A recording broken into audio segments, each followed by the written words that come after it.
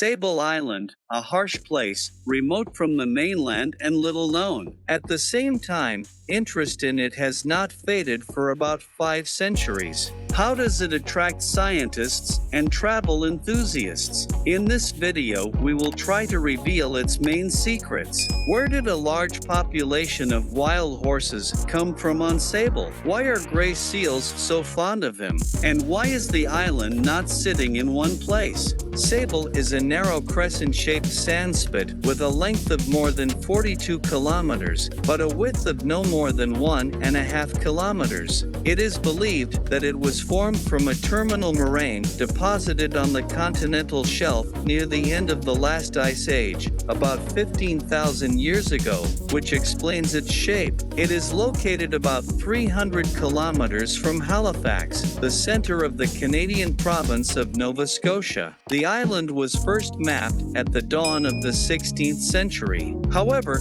initially it was called differently. For example, at one time it was called Facundo, in honor of the Portuguese explorer João Alvares Gundes, who was one of the first Europeans to visit this land. Probably the island received its current name in 1601. In French, the word sable means sand, so in translation it has a completely predictable name, Sandy Island. Over the years, attempts have been made to populate such an unusual place. At various times, the Portuguese, the French, the Spaniards, and the British tried to make it their home, but sooner or later they had to admit the futility of this venture. The reason for this is not simple natural conditions and difficulties concerning the road to Sable and back. Also, in the long term, farming and keeping pets turned out to be little possible. Thousands of trees were even planted on the island, but they did not take root because of the sandy soil. In the middle of the 18th century, settlers brought herds of cattle to the island, but over the next 200 years, the bulk of the population died for a long time. Someone died, someone was eaten, but some managed to get used to the abundance of low vegetation and the presence of small freshwater lakes, the source of which was only rainwater. So perhaps the main attraction of the island and its peculiar symbol appeared. These are wild horses. There is a legend that their ancestors came ashore after one of the shipwrecks, but according to the main version, the horses were brought to Sable in the 18th century. The idea was that they had to take care of themselves, reproduce. People also intended to catch and sell them periodically, but apparently the horses managed to survive all their owners, and now they do not belong to anyone and are completely out of control. In the 1950s, some biologists who worked on Sable said that wild horses harm the ecology of the island. They should not be disposed of. The Canadian government decided to send some of the animals to work in coal mines, and to use the other for food and skins. Ordinary Canadians were outraged by these plans. As a result, democracy won. The authorities heard the people. Since then, people have not interfered in any way with the life of Sable's horses. The number of horses is constantly changing. At the time of the 2018 study, the estimated population was 500 horses, and today there are scientists who believe that they should be removed from the island. Firstly, they contribute to its desertification, compacting the soil and eating a considerable amount of vegetation. Secondly, there is a high mortality rate among sable horses, especially in winter. It turns out that not only do they harm the island, but it is not too favorable to them. Anyway, while the animals remain and are the highlight of the Sable. Interestingly, the horses on the island are stocky and short, which is why they are even often called ponies, but nevertheless, they have a horse phenotype. After genetic studies, it was determined that island horses are sufficiently different from other breeds from the mainland to deserve special attention. Although it is not known exactly which breeds of horses were imported hundreds of years ago, the possibility of their getting to Sable, including after a shipwreck, is quite likely. Historically, ships often sailed in the area of the island, as it is located near one of the key shipping routes between Europe and North America. Until the invention of modern navigation systems, rough seas, frequent storms, fog often ruined sailors. From 1583 to our time, more than 350 shipwrecks have been recorded near Sable. For this, the island received an ominous title, the Cemetery of the Atlantic. To this day, the sands of the island periodically reveal the remains of long-sunken ships, which makes it a real treasure island, because it is unknown how many more interesting finds are hidden by the sand dunes of the island. In 1801, the Lieutenant Governor of Nova Scotia and the island's security achieved the organization of a permanent rescue station on Sable. The first superintendent of the island was James Morris, who landed on these unfriendly lands with his family and several men. They set up flagpoles and began patrolling the beach. By 1895, there was a main large rescue station and 4 smaller ones on the island, as well as 2 lighthouses. When more accurate navigation equipment appeared, the number of tragedies on the Sable decreased significantly. As a result, the need for stations disappeared, and in 1959 they were closed. The last light tower was automated at the end of 1980, after which the lighthouse workers left the island together with their families. However, the tragic history of shipwrecks did not end there. The final point was set only at the end of the 20th century. In 1999, Sable accepted the last sacrifice. As of the end of 2010, the permanent population of the island is up to 6 people. Their life is centered around the complex of the meteorological station, founded in the early 1890s. Its infrastructure includes a number of generators and fuel tanks, water, sewage treatment plants, sheds for storing vehicles, a workshop, a room for staff and guests, a helipad. In 2019, the meteorological research program was curtailed. Nevertheless, the cooperation of the Parks Canada agencies and the Meteorological Service continued to ensure the year-round presence of people on the Sable. Periodically, the population of the island increases to 25 people when various scientific groups arrive on it. As a rule, they stay on the Sable for a period from 1 week to 3 months. Supplies to the island from the mainland are delivered approximately twice a month by Sable, a renewable using a British Arman AI lander light aircraft. There is no permanent runway here, instead planes land on South Beach.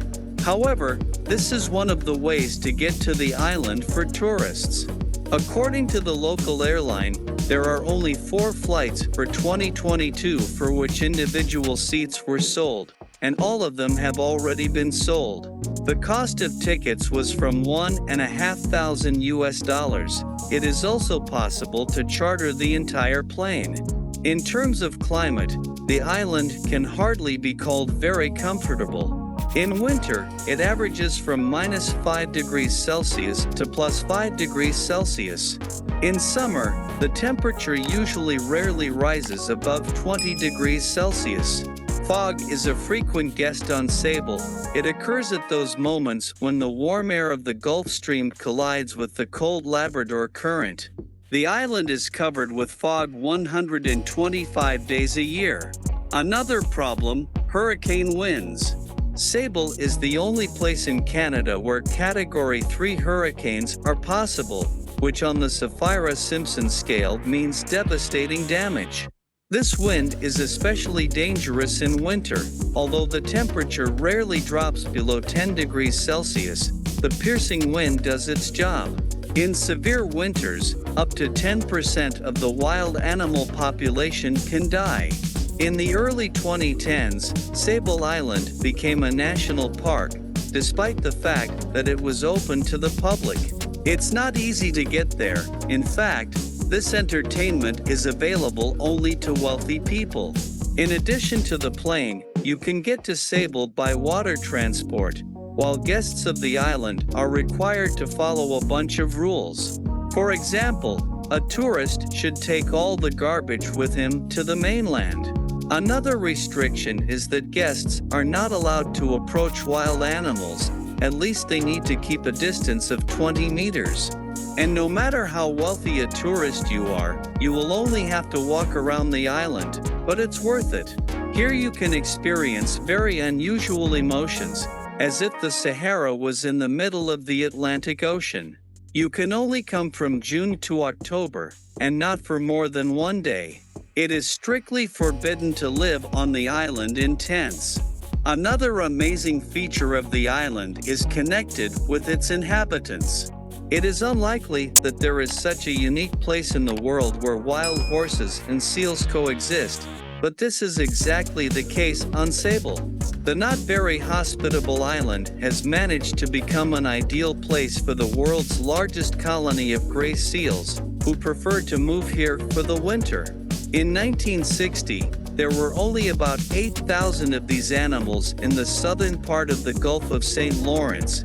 Now more than 40,000 gray seals choose Sable Beach for mating and breeding. Naturally, the island did not accidentally deserve their love.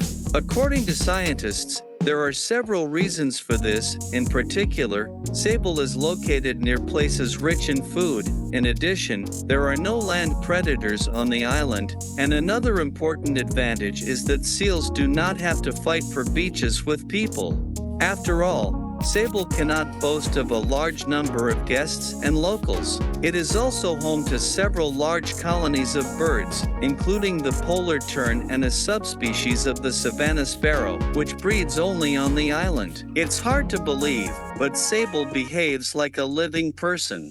The western tip of the island is slowly eroding. At the same time, sand carried by the wind accumulates on the eastern tip. It turns out that the Sable is constantly in motion, since its center is shifting to the east. The study of the unusual island, with the help of modern equipment, began in 2009. The information was obtained only with the help of LiDAR, a distance measurement technology in which light is emitted. The time of its return to the receiver after reflection is measured. According to research scientist David Colwell, sand dunes in the middle of the ocean are subject to significant changes. Accordingly, from one visit to another, the landscape can become completely different. In 2014, Colwell claimed that the eastern extremity of the Sable continues to expand annually, and not by a couple of meters, but by hundreds or even more. In many sources, the information indicated that the sandy island moves at a speed of up to 200 meters per year. As far as it is reliably difficult to judge, but for sure in different parts of the island, the eastward movement occurs at very different speeds. Also, according to the park manager, the largest sand dune of the island, with a height of more than 30 meters in 40 years, has moved across the entire Sable. In addition, the island can become shorter by several kilometers in just a year, or vice versa. No matter how unusual it is to observe how the relief of such a large land area can change from year to year. Sable is an amazing corner where a person is not the king of animals and not the ruler of everything in the world. There are no roads, there is no developed infrastructure, flora and fauna are dominant. Perhaps the main task of people is to preserve Sable, because severe storms and rising ocean levels associated with climate change seriously threaten its existence. That's where all my friends are. Be sure to share the video, write comments, and put likes. See you in the next video.